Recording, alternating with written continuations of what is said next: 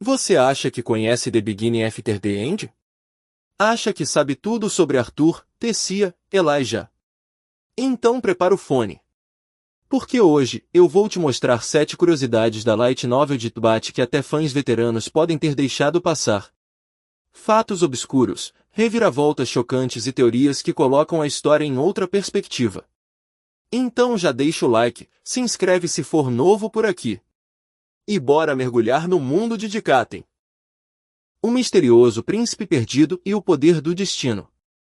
Essa é uma das teorias mais instigantes de toda a novel de Tbat. Segundo as memórias da Elder Rinnia, ela foi treinada por uma entidade chamada apenas de Tele, durante longas décadas no tempo dilatado das Relictons. Essa figura, associada a uma fênix ancestral, seria conhecida nos mitos antigos como o Príncipe Perdido, um ser que não só dominava a mana, mas o próprio destino. Ele teria sido expulso dos clãs Azura por questionar as regras do renascimento e por tentar reescrever os ciclos da vida. E é aí que tudo fica estranho. Rinnia afirma que esse ser lhe mostrou fragmentos do futuro, ensinando como ler as linhas do tempo esquecidas. Isso casa com o fato de que Agrona, mesmo sem ter acesso direto aos túneis das Relictons, parecia saber exatamente onde buscar artefatos e segredos do passado. Como? Talvez ele estivesse apenas seguindo as pegadas do príncipe perdido, ou pior. Talvez tenha sido manipulado por ele desde o começo. Há leitores que acreditam que esse ser misterioso tem influenciado a queda de Elenoir, a fragmentação das raças, e até mesmo o nascimento de Arthur como catalisador do desequilíbrio. Se isso for verdade, então Agrona não é o verdadeiro vilão. Apenas um peão num tabuleiro muito mais antigo do que imaginávamos. A reencarnação de Arthur, Tessia e Elijah foi manipulada por Agrona. A maioria acredita que Arthur reencarnou em outro mundo por acaso. Como se fosse uma recompensa divina por sua vida como Rei Grey. Mas a verdade é bem mais sombria. Agrona Vritra, o líder dos Azuras rebeldes, usou um artefato antigo e proibido, o Edicto do Destino. Esse objeto misterioso permitia interferir na linha do tempo e escolher quem iria renascer em Efeltus. Arthur, Nico e Cecília não foram escolhidos pelo destino, mas como parte de um experimento. Um plano de décadas para criar guerreiros perfeitos sob o controle de Agrona. Só que algo deu errado. Arthur reencarnou fora do alcance dele, sendo acolhido pelos Levin, uma família amorosa que o afastou da corrupção. Esse erro foi o começo da ruína de Agrona. E o nascimento do verdadeiro protagonista do caos. Elijah é, na verdade, a reencarnação de Nico, o antigo amigo de Arthur. Elijah sempre foi o nerd da turma. Discreto, tímido, mas incrivelmente leal. Mas conforme os volumes avançam, ele começa a mudar. Fica mais paranoico, distante, obcecado com magia proibida. É aí que vem a revelação bombástica. Elijah é Nico, o melhor amigo do Rei Grey no Antigo Mundo. Nico era um cientista genial, mas emocionalmente instável. Ele acreditava que o mundo era cruel demais, e que apenas com controle total seria possível evitar tragédias. Essa mentalidade volta com força total quando Elijah recupera suas memórias. O reencontro entre ele e Arthur, que deveria ser comovente, acaba se tornando uma ruptura irreparável entre dois antigos aliados. Mas não são apenas pessoas que escondem segredos em Tbat, até mesmo objetos mágicos têm histórias impressionantes por trás. Os pingentes de Fênix WYRM não são só raros, são artefatos quase divinos. Lá no volume 2, Arthur recebe 2 pingentes forjados com o núcleo de um Fênix WYRM, uma criatura lendária. Esses pingentes têm 2 funções cruciais. 1. Criar uma barreira mágica quase impenetrável. 2. Ativar um teleporte automático quando o portador está em risco de morte. Arthur dá um para a mãe, e outro para Eli, sua irmã.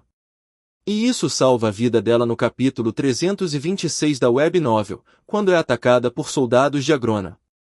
Mas tem um detalhe que muitos ignoram. A forja desses itens não foi comum. Foi uma colaboração entre Gideon e os mestres anões de Dar, usando tecnologia de mana ancestral. Nenhum ferreiro moderno teria conseguido canalizar o poder de um Fênix WYRM num objeto mágico funcional. O núcleo de um Fênix WYRM vale mais que o de um dragão de classe S. O núcleo de um Fênix WYRM não é apenas valioso, é praticamente uma relíquia divina. Lá no volume 2, quando Arthur recebe os pingentes, a reação dos nobres de Sapien, especialmente da família Glider, vai além do esperado. Eles não demonstram só surpresa, mas reverência. Isso porque um núcleo de Fênix WYRM contém uma concentração de mana pura e energia elemental que desafia até as leis da alquimia. Comparado aos núcleos de dragões de classe S, que já são quase impossíveis de obter, o de um Fênix WYRM é ainda mais raro e poderoso. Ele carrega propriedades regenerativas, elementais e dimensionais. Em teoria, poderia ser usado para alimentar portais interdimensionais ou até mesmo alterar a estrutura mágica de um continente inteiro. Segundo registros perdidos dos Jin, há rumores de que um desses núcleos foi usado em uma guerra antiga entre reinos do submundo de Efeltus. E o resultado foi catastrófico. Um dos reinos desapareceu da existência, como se nunca tivesse existido. Se um dia surgir um novo Fênix WYRM, o mundo inteiro pode entrar em guerra para controlá-lo. O desaparecimento misterioso dos anões após o capítulo 238. Os anões de Dar foram fundamentais no início da jornada de Arthur. Gideon, os inventores, os engenheiros. Foram eles que trouxeram as inovações tecnológicas de mana, as armas mágicas e até veículos de guerra. Mas do capítulo 238 em diante, eles simplesmente somem da história. Sem despedida. Sem explicação. Alguns fãs acreditam que o autor, Turtlim, decidiu enxugar o enredo para focar nos conflitos políticos e místicos. Mas outros acreditam que algo aconteceu em Dar. Algo que ainda será revelado. E que pode estar relacionado ao avanço de Agrona ou à corrupção em Efeltus.